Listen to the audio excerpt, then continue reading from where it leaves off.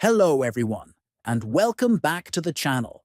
Today, I'll guide you through the simple process of enabling the mobile voice overlay feature in the Discord Android app.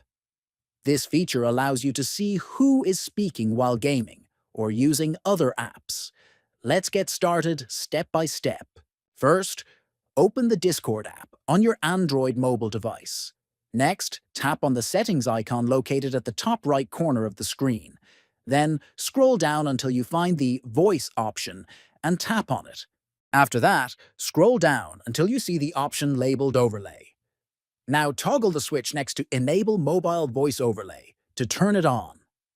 Once you turn it on, Discord will ask for permission to display over other apps. Make sure to grant this permission. Finally, you can close the settings. The voice overlay should now be active, and you will see voice activity pop up while using other apps. That's how you enable mobile voice overlay in Discord on Android. Try it out to enhance your Discord experience while multitasking.